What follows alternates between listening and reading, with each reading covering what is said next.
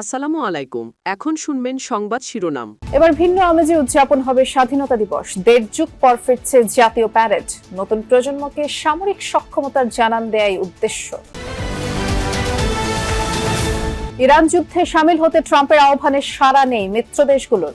যুক্তরাষ্ট্রের পাশে না দাঁড়ালে নেটোর পরিণাম ভালো হবে না, হুঁশিয়ারি মার্কিন প্রেসিডেন্টের। দিনাজপুর থেকে প্রধানমন্ত্রীর ঐতিহাসিক খাল খনন কর্মসূচির উদ্বোধন। ফ্যামিলি কার্ডকে সার্বজনীন করার সিদ্ধান্ত নিয়েছে সরকার, জানালেন সুধী সমাবেশে।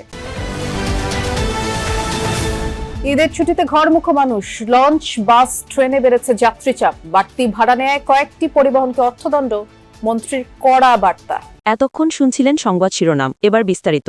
18 বছর পর স্বাধীনতা দিবসের আনুষ্ঠানিকতায় ফের যুক্ত হচ্ছে কুচকাওয়াজ। গত কয়েক বছর শুধু বিজয় দিবস প্যারেড হয়ে আসছে, সেটাও 2024 সাল থেকে বন্ধ। তাই এবার ভিন্ন আবহে উদযাপনের প্রস্তুতি নেওয়া হচ্ছে জাতীয় এই দিবস। নতুন প্রজন্মকে সামরিক সক্ষমতার জানান দেয়াই লক্ষ্য, জানান আয়োজকরা। ছন্দবদ্ধ পায়ে সম্মুখে এই দৃপ্ত যাত্রা, মুষ্টিবদ্ধ হাত তাল মিলিয়ে চলছে প্রত্যয়ী শপথে। জাতীয় প্যারেড গ্রাউন্ডে 18 বছর পর মহান স্বাধীনতা দিবসের কুচকাওয়াজের প্রস্তুতি। প্যারেডে এবছর কমান্ডার হিসেবে দায়িত্ব পালন করবেন 9 পদাতিক ডিভিশন এবং Savar area commander major general SM Asadul Haque. Drill প্যারেডে রাষ্ট্রপতির সালাম গ্রহণের মধ্য দিয়ে শুরু হওয়া আয়োজনে অংশ নেয় সশস্ত্র বাহিনী, আধা সামরিক বাহিনী ও আইন শৃঙ্খলা রক্ষাকারী বাহিনীর সদস্যরা।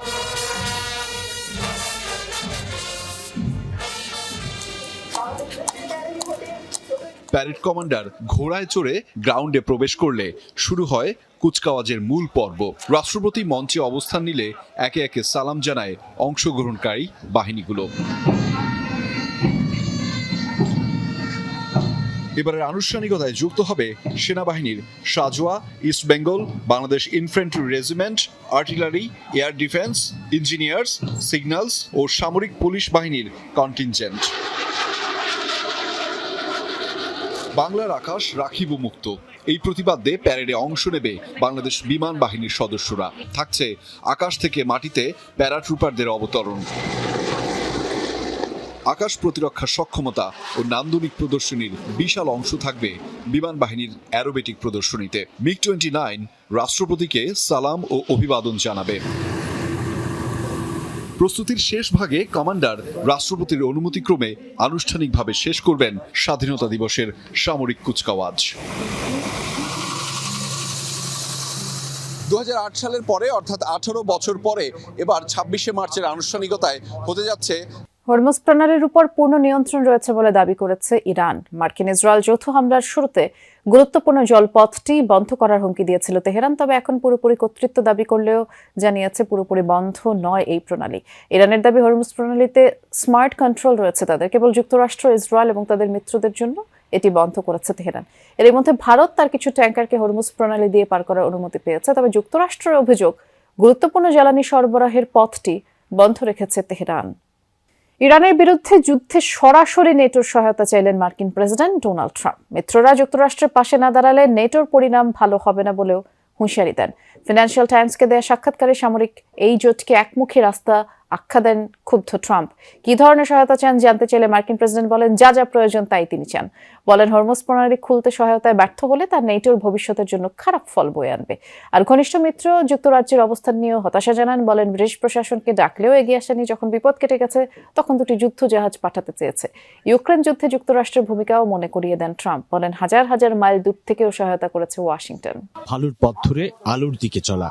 বাবা প্রয়াত রাষ্ট্রপতি জিয়াউর রহমানের মতো কাদা মাটির কাছাকাছি প্রধানমন্ত্রী তারেক রহমান। 21 বছর পর নানাবাড়ি দিনাজপুরে এসেই পায়ে হেঁটে ছুটলেন গ্রামের পথে। প্রধানমন্ত্রী নিজেই তুলে নিলেন কোদাল। বলরামপুরের 12.2 কিলোমিটার দীর্ঘ সাহাপাড়া খাল খননের মধ্য দিয়ে উদ্বোধন করলেন দেশব্যাপী নদী, নালা, খাল, জলাধার খনন ও পুনঃখনন কর্মসূচি। তারেক যে আসলে খাল খনন হলে আমরা এলে অল্প পানিতে ডুবে যাইতো, হয়তো আর ডুববে না, এই জন্য আমরা এখানে আসছি। এখানে খাল খনন করলে মাছ চাষ করা যাবে, হাঁস পালন করা যাবে। বন্যার কারণে আমাদের ধানগুলো নষ্ট হয়ে যায়। এই নদীটা খনন হলে পানিটা সারাম বাইর হয়ে যাবে, আমাদের ষোলনা আবাদ হবে। এই আমন ক্ষমতা নদী খনন হলে আবাদ পানি ভালো হবে, দেশের উন্নয়ন হবে, আমাদের গ্রাম এলাকার উন্নয়ন হবে। উনি যে পথ দেখাচ্ছে যে আমরা কাজ করব, দেশ করব এবং সবার আগে বাংলাদেশকে স্বপ্নের মতো তুলে ধরব। আমাদের প্রতিষ্ঠাতা শহীদ প্রেসিডেন্ট জিয়াউর রহমান এই খাল খনন কর্মসূচি শুরু করেছিলেন। দুপারে অপেক্ষমান জনগণের কাছে খালের বহুমুখী ব্যবহার তুলে ধরেন প্রধানমন্ত্রী। বলেন, শুধু খাল না, বহু নদীও ভরাট ও দখল হয়ে গেছে। তুলে ধরেন 5 বছরে 20,000 কিলোমিটার খাল খননের পরিকল্পনার কথা। একই সাথে ভূগর্ভস্থ পানির বদলে মাটির উপরের পানি ব্যবহারে গুরুত্ব আরোপ করেন। খাল খননের মাধ্যমে উজানের সময়, বর্ষার সময় যে অতিরিক্ত পানিটা, সেই পানিটা আমরা ধরে রাখবো, যাতে শুষ্ক মৌসুমেই হোক, বর্ষা মৌসুমেই হোক, আমরা আমাদের কৃষক ভাইদেরকে পানি সরবরাহ করতে পারি, যাতে আমরা আমাদের কৃষির উৎপাদন বাড়াতে পারি। প্রধানমন্ত্রী তারেক রহমান বলেন, স্বনির্ভর বাংলাদেশ গড়তে চায় তাঁর সরকার। 2 বছরে জনগণের আয় দ্বিগুণ করাই লক্ষ্য। জনগণ পাশে থাকলে যে কোনো পরিকল্পনা বাস্তবায়ন সম্ভব বলেও বিশ্বাস করেন সরকার প্রধান। নির্বাচনের সময় যেমন আপনারা আমাদেরকে সমর্থন দিয়েছেন, এখনো কিন্তু আপনাদের সমর্থন ছাড়া কিন্তু আমরা এই কাজগুলো করতে পারবো না। জনগণের সমর্থন ছাড়া দেশ উন্নয়নের কাজ করা সম্ভব নয়। জনগণ সমর্থন দিলে, কারণ আমরা বিশ্বাস করি জনগণই হচ্ছে আমাদের সকল ক্ষমতার উৎস। দেশের মালিক হচ্ছেন আপনারা, কাজে মালিক যদি সাথে থাকে তাহলে আমরা যে কোনো কাজ ইনশাআল্লাহ করে তুলতে পারবো, যে কোনো পরিকল্পনাকে সফল করতে পারবো। যে কাজ করলে মানুষের উপকার হয়, বিএনপি সরকার সেই কাজ করতে চায় বলেও মন্তব্য করেন প্রধানমন্ত্রী। কেউ কেউ বিভ্রান্তি ও বিশৃঙ্খলা সৃষ্টি করতে চায় বলেও শঙ্কা প্রকাশ করেন। বিভিন্ন রকম কথাবার্তা বলে কারা দেশে বিশৃঙ্খলা তৈরি। ঈদযাত্রা নির্বিঘ্ন হচ্ছে কিনা তা দেখতে সকালে মহাখালী বাস টার্মিনাল পরিদর্শন করেছেন সড়ক পরিবহন ও সেতু মন্ত্রী শেখ রবিউল আলম। এ সময় তিনি বলেন, আগামী 2 দিনে 1.5 কোটি মানুষ ঢাকা ছাড়বে, তাই বাড়তি চাপ মোকাবেলায় সক্ষমতার শতভাগ ব্যবহার করা হবে। নির্ধারিত টাকার চেয়ে 1 টাকা ভাড়া নেওয়ার কোনো সুযোগ নেই। মোবাইল কোর্ট এখানে আছে, যে কোনো যাত্রী কমপ্লেন করলে তাৎক্ষণিক ব্যবস্থা নেওয়া হবে এবং আমরা 24 ঘন্টা তৎপর আছি। 24 ঘন্টা। গতকাল রাত থেকে নিশ্চিত করা হয়েছে গণপরিবহনে পর্যাপ্ত তেল সরবরাহ করা হবে। তেলের দাম বাড়ছে না, তা আমি আগেও আপনাদেরকে জ্ঞাত করে।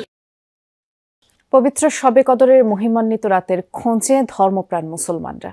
ধর্মীয় বিশ্বাস মতে এই রাত হাজার মাসের চেয়ে উত্তম। মানবজাতির হেদায়েতের জন্য এই রাতেই মহান আল্লাহ রাব্বুল আলামিন পবিত্র কুরআন নাজিল করেন। তাই ধর্মপ্রাণ মুসলমানদের মাঝে দেখা যায় বাড়তি ধর্মীয় অনুশীলন, ইবাদত বন্দেগী। শবে কদর উপলক্ষে বিভিন্ন মসজিদে নামাজ, কুরআন তিলাওয়াত, জিকির আজকার, দোয়ায় মশগুল থাকেন মুসল্লিরা। অনেকেই নফল নামাজ আদায় করেন, কেউ বা দীর্ঘ সময় ধরে কুরআন তিলাওয়াত, তাসবিহ, তাহলিলে এই পবিত্র রাত কাটান। আল্লাহর রহমত, মাগফিরাত ও নাজাত লাভের আশায় বিশেষ মোনাজাতে অংশ নেন তারা। পবিত্র এই রাতে নিজেদের